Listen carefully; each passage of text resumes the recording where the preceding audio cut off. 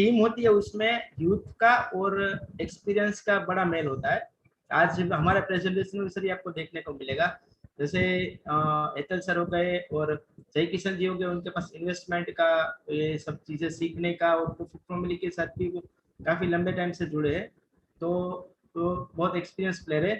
और बाकी का जो पीछे का हाफ है जिसमें मैं इंक्लूडेड हूँ, अरुण सर है और अमरनाथ जी है, ये यंग ब्रिगेड है सर, क्योंकि मैंने और अरुण कुमार जी ने सितंबर में ज्वाइन किया था और उसके बाद नवंबर बैच के अमरनाथ जी है, तो मतलब अभी सबको 1 साल भी नहीं हुआ है। बट एक्चुअल में ये टीम को सफल करने के लिए हमारे पास फ्यूचर जैसे इन्वेस्टमेंट दुनिया के धोनी है, तो कोई चिंता की बात ही नहीं है। और अभी अरुण कुमार जी क्या इंट्रोड्यूस में, तो पंजाब बेस्ड बिजनेसमैन है, जो मेरे कलीग ही थे। सितंबर बैच में हम लोगों ने साथ में प्रॉफिट फॉर्म इट का कोर्स किया था और साथ साथ उनको 2-4 साल का इन्वेस्टमेंट एक्सपीरियंस भी है।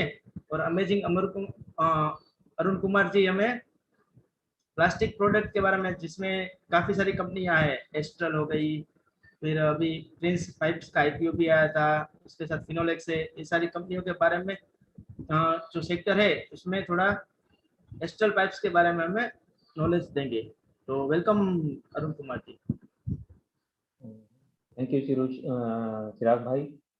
सर वीडियो स्टार्ट नहीं हो रहा, अलाउ करेंगे वीडियो?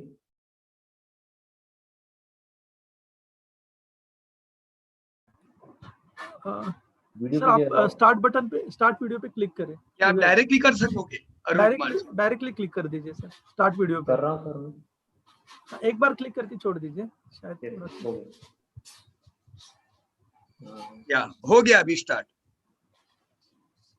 सभी को नमस्कार, मैं अरुण कुमार गुप्ता पंजाब से। पहले 2 मिनट पंजाबी में बात कर लें कि साढ़े पंजाब की गल कही जाती है कि बच्चे दे ਖਾਬ ਜਿਹੜੇ ਹੈ ਉਹ ਛੋਟੇ ਹੁੰਦੇ ਤੋਂ ਹੀ ਦਿਖਣ ਲੱਗ ਜਾਂਦੇ ਹੈ। ਤਾਂ ਸਾਨੂੰ ਪਿਊਸ਼ ਸਰ ਇਸੇ ਤਰ੍ਹਾਂ ਗਾਈਡ ਕਰ ਰਹੇ ਨੇ ਕਿ ਅਸੀਂ ਛੋਟੇ ਹੁੰਦੇ ਤੋਂ ਹੀ, ਹਲੇ ਅਸੀਂ ਸਟੂਡੈਂਟ ਹੀ ਹੈਗੇ ਆ, ਪਰ ਉਹ ਸਾਨੂੰ ਇੰਨਾ ਕੁ ਕਲੀਅਰਲੀ ਗਾਈਡ ਕਰ ਰਹੇ ਨੇ ਤਾਂ ਕਿ ਸਾਨੂੰ ਆਪਣਾ ਸਾਡਾ ਆਉਣ ਵਾਲਾ ਫਿਊਚਰ ਬਹੁਤ ਕਲੀਅਰ ਹੋ ਰਿਹਾ ਹੈ।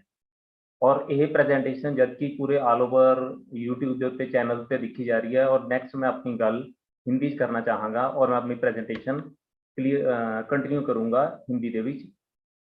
दोस्तों, हम प्लास्टिक प्रोडक्ट इंडस्ट्री के ओवरव्यू के बारे में अगर बात करें तो इंडिया में सिर्फ इसका 62% वेटेज है टोटल मार्केट कैप के अंदर, जबकि सरकारी तौर पर department of chemical and petrochemicals ने 10 प्लास्टिक पार्क्स इंट्रोड्यूस किए हैं इस इंडस्ट्री को बूम करने के लिए। इस सेक्टर ने 4 मिलियन लोगों को एम्प्लॉयमेंट दिया हुआ है और इसमें 30,000 से ज़्यादा प्रोसेसिंग यूनिट्स हैं और 2,000 एक्सपोर्टर्स हैं। मींस हम अपना माल एक्सपोर्ट भी कर रहे हैं, जिसमें से 85 से 90% एसएमईज हैं जो कि स्मॉल यूनिट्स हैं, जो कि आने वाले टाइम में जब स्केलेबिलिटी बढ़ेगी, मार्केट में पेनिट्रेशन बढ़ेगा और हमारी रीच बनेगी बड़ी जियोग्राफीज में, बाहर कंट्रीज में, तो हम और बड़े हो जाएंगे। करंटली दिस सेक्टर का मिड टर्म ग्रोथ 10% है। हम वर्ल्ड की एवरेज से ज्यादा चल रहे हैं, वर्ल्ड की एवरेज 4% है, इंडिया 6% से ग्रो कर रहा है। With increasing urbanisation company growth हो रही है और क्वाइट हैपनिंग है, जो कि हमें दिख रहा है। और सरकारी जो प्रोजेक्ट्स हैं, हर घर जल, हर खेत को पानी, are boosting the sales of this company. As clear from the slide this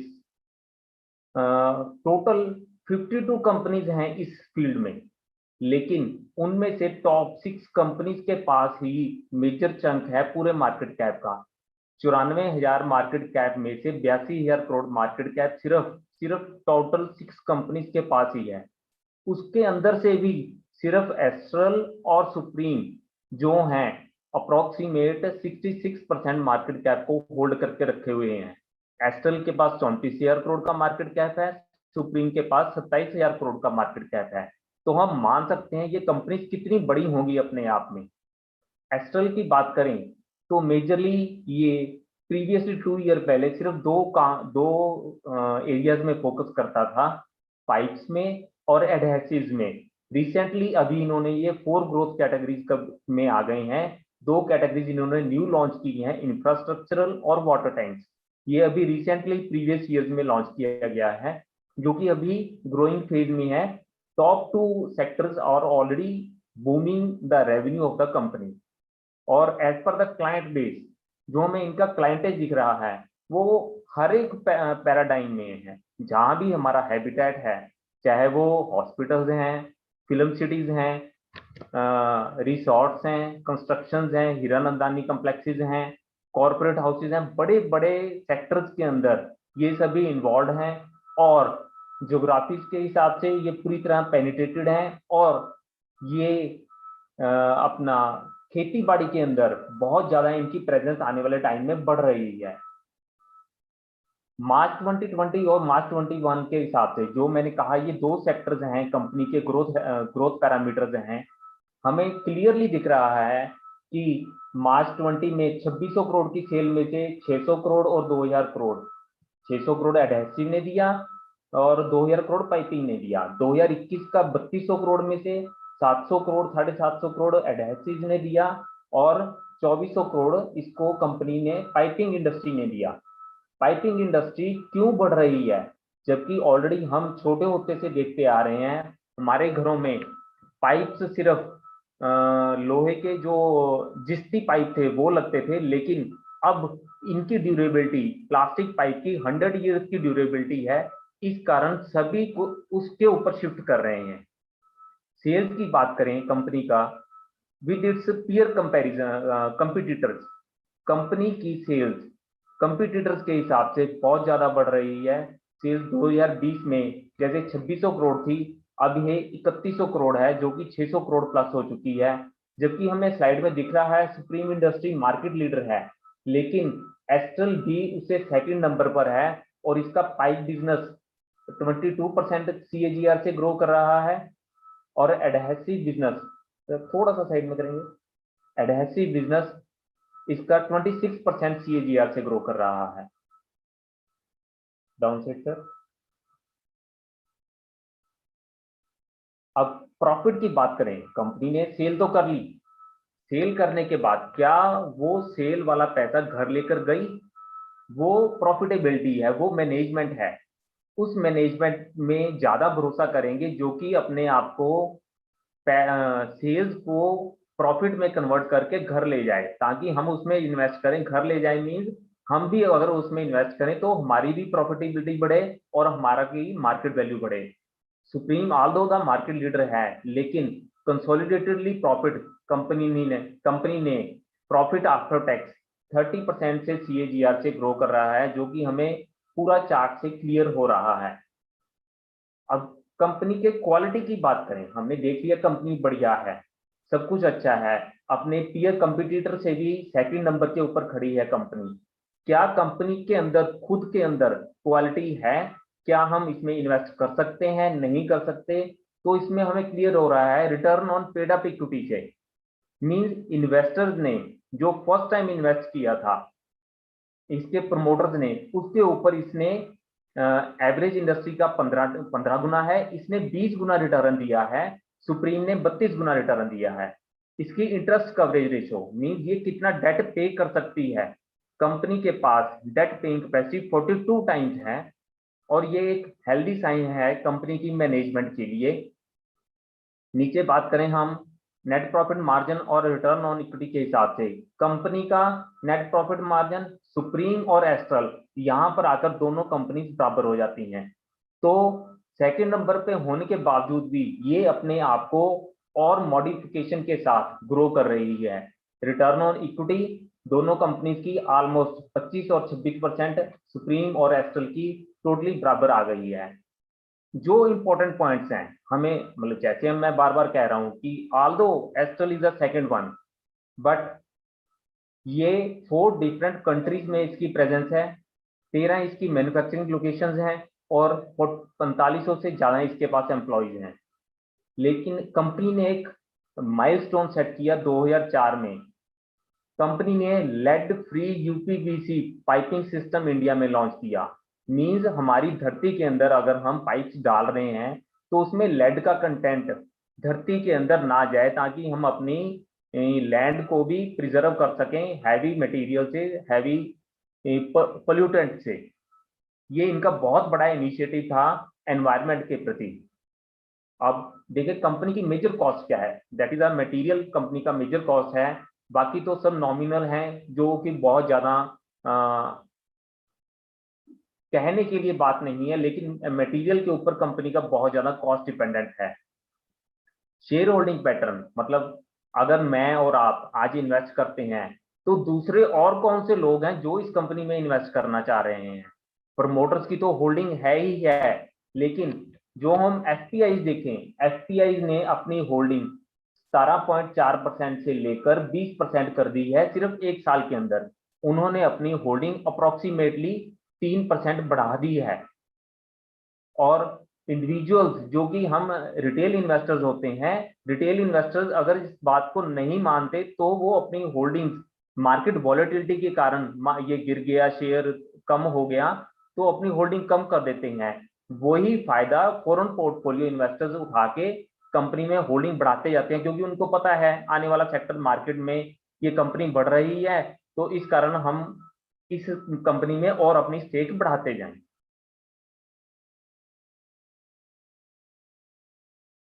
हम अपने आप को अब इस कंपनी के प्रीवियस हिस्ट्री क्या है, अगर हम माने चाहे सेकंड नंबर पर है, लेकिन क्या इस कंपनी ने ग्रोथ दिया है अपने पिछले आने वाले टाइम में, तो हम इसकी प्रीवियस हिस्ट्री, किसी भी कंपनी को जानना हो तो हम उसकी प्रीवियस हिस्ट्री चेक करते हैं। तो हिस्टोरिकल बिहेवियर से हम इसका सेल और अगर प्रॉफिट पैटर्न देखें, सेल 2011 से लेकर 2021 तक 60 गुना बढ़ी है। 411 करोड़ से लेकर 3200 करोड़ इसकी सेल हो गई है। प्रॉफिट के मामले में अगर हम देखें, इसका प्रॉफिट 4 करोड़ से लेकर 400 करोड़ प्रॉफिट 100 टाइम्स हो चुका है इसका प्रॉफिट। रिजर्व की बात करें तो 2011 में कंपनी का रिजर्व अप्रोक्सीमेट 100 करोड़ था, जो कि अब 1600 करोड़ के आसपास है। कंपनी ने ह्यूज प्रॉफिट ग्रोथ किया है इस पेंडेमिक में, जो कि अभी हर कोई हमारी प्रेजेंटेशन के अंदर कोरोना आएगा ही आएगा, क्योंकि जो हमारा ये पीरियड निकल रहा है ये कोरोना पीरियड है। और फर्स्ट क्वार्टर कंपनी -33% डाउन थी, लेकिन ईयर एंड आते आते हमने एक्सपेक्ट किया था ये 10% ग्रोथ देगी, लेकिन कंपनी बिल्कुल ही अपने आप को रिवर्स कर गई और 23% की ग्रोथ के साथ कंपनी ने ये ईयर क्लोज किया। प्रॉफिट में कंपनी -59% थी क्वार्टर 1 में, लेकिन वहां पर भी इन्होंने पूरा अपने आप को बाउंस बैक कर 64% से ग्रोथ दिखाई है कंपनी ने। हम एक्सपेक्ट कर रहे थे 30%, लेकिन कंपनी ने हमारी एक्सपेक्टेशन से भी डबल इसने रिजल्ट दिए हैं। 64% के साथ कंपनी ग्रो हुई है। इस कंपनी का आने वाला फ्यूचर, जैसे करंट ईयर 23% की सेल बढ़ी, 23% से सेल बढ़ी है, प्रॉफिट 64% से बढ़ा है, तो आने वाले टाइम में कंपनी 2030 तक 16,000 करोड़ की सेल पार कर लेगी, जो कि हमें इसके लॉन्ग टर्म ग्रोथ से और शॉर्ट टर्म ग्रोथ अगर इसका माने 30% लगा रहे हैं, लॉन्ग टर्म ग्रोथ हम इसकी 20% एज्यूम कर रहे हैं। फ्यूचर प्रॉफिट कंपनी 2000 करोड़ तक 2030 में पहुंच जाएगी और इसका आने वाला फ्यूचर फेयर वैल्यू प्राइस 3500 रुपए हो जाएगा, जो कि हम 2025 में 1400 के आसपास मान रहे हैं। जब कंपनी हाई ग्रोथ वाली कंपनीज होती हैं, वो अपने फेयर वैल्यू के ऊपर बहुत कम बाइंग के ऊपर मिलती हैं, वो हमेशा ही प्रीमियम के ऊपर रहती हैं कंपनीज। नीचे टेक्निकल चार्ट में सर, टेक्निकल चार्ट में अब हमें यही दिख रहा है, जबकि फेयर वैल्यू बताई जा रही है कम, कंपनी ट्रेड कर रही है 1800 के ऊपर। 2010 में कंपनी 21 रुपए के ऊपर थी, 2021 में कंपनी 2100 रुपए से अभी करेक्शन मोड में चल रही है। मींस इसने 100 टाइम्स हमें प्रॉफिट बना के दिया है प्राइस के पॉइंट ऑफ व्यू से। अगर कंपनी में 2010 में इन्वेस्ट किया होता 21 रुपए के हिसाब से, तो आज वो हमारी अमाउंट 2100 रुपए बन चुकी होती। अभी ये कंपनी करेक्शन मोड में है, किसी ने सिप करना हो वो सिप कर सकते हैं। आने वाला टारगेट इसका 3000 है नियर टर्म में। इसका मेजर बाइंग प्राइस जब भी ये 50 मेमा के ऊपर आए, 50 मूविंग एवरेज के ऊपर मंथली आए, तो हम वहां पर इसका एक मेजर चंक खरीद सकते हैं सिप अभी से कुछ ना कुछ इसमें स्टार्ट हो सकती है। कंक्लूजन के ऊपर अगर आए, जब सब सारी बातें हमारी आगे भी, कंपनी भी बढ़िया है, इसकी ग्रोथ भी बढ़िया है, तो कंपनी अपने सेकंड नंबर पे होने के बावजूद भी हमें बढ़िया रिटर्न दे रही है। हम इसमें सिप स्टार्ट कर सकते हैं। इसकी ह्यूज क्वांटिटी हम वही 50 मेमा के ऊपर द्वारा अकोमुलेट कर सकते हैं, जो कि बहुत कम चांसेस में ये मिलता है, लेकिन हमें इसका वेट एंड वॉच करना चाहिए। We could have this type of company in our portfolio. 3 to 4% allocation हमारे पोर्टफोलियो में होना चाहिए। It's from my side. Thank you sir. Over to Milind sir. Thank you Arun Kumar ji. सबसे बड़ी खुशी की चीज है कि पंजाब जैसे छोटे से टाउन में जहाँ से आपने सीखा है, क्योंकि वहाँ कोई फैसिलिटी नहीं थी, ना ही कोई आपका बैकग्राउंड था, ना कोई फैमिली मेंबर था जिसने शेयर मार्केट में कभी इन्वेस्ट किया है। सो इट इज अमेजिंग कि आपने जिस तरीके से इन डेप्थ रिसर्च किया है।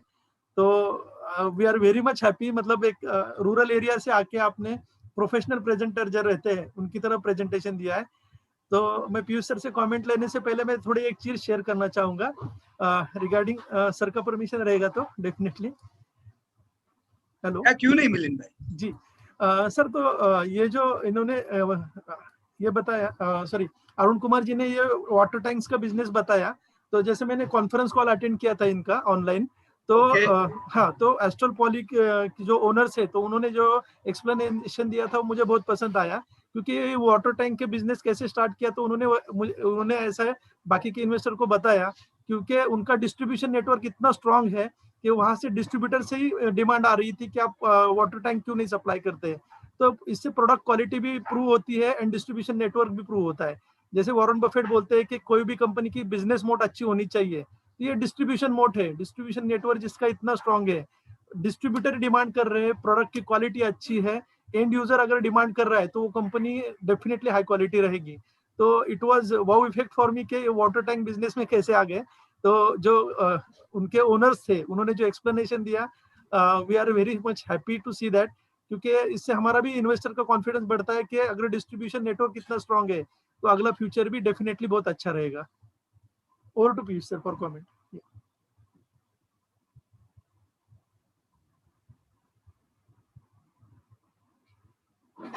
मिलिंद भाई, तो पहले तो अरुण भाई ने जो प्रकार से पूरा प्रेजेंट किया है, आपको नहीं लगता है कि ये एक प्रकार का टॉप क्वालिटी शानदार प्रेजेंटेशन था, जो रिदम में उनका पूरा सवाल ही नहीं सर, क्योंकि ऑनेस्टली है ना, मतलब मैं पुणे में रहता हूँ, तो पुणे में भी इतना सारा फैसिलिटीज नहीं है जितना एक प्रोफेशनल इन्वेस्टर को कोई गाइड कर पाए।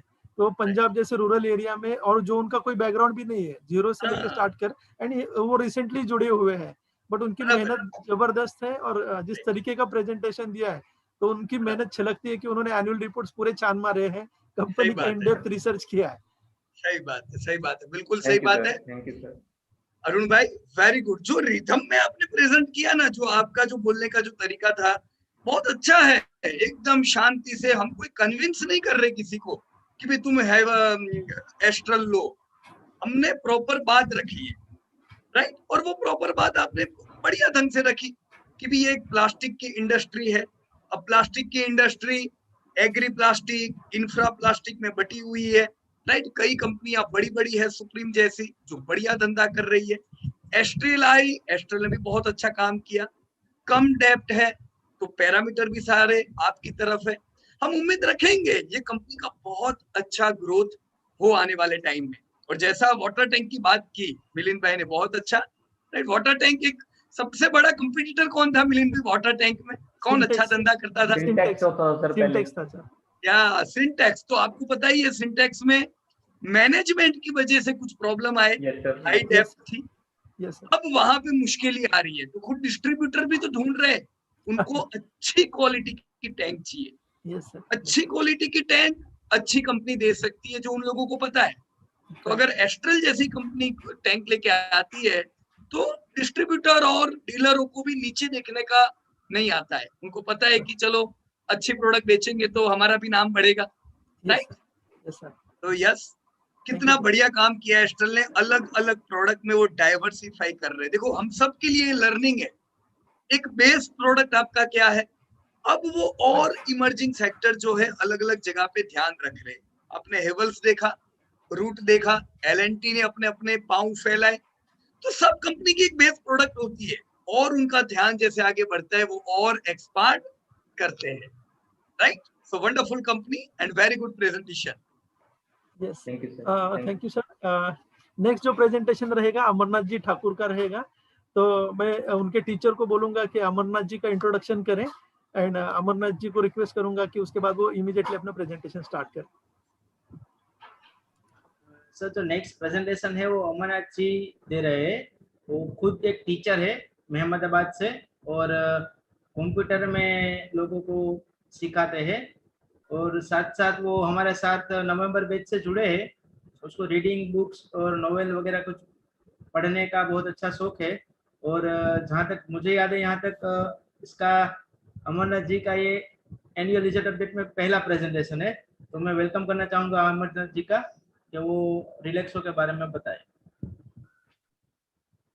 Thank you.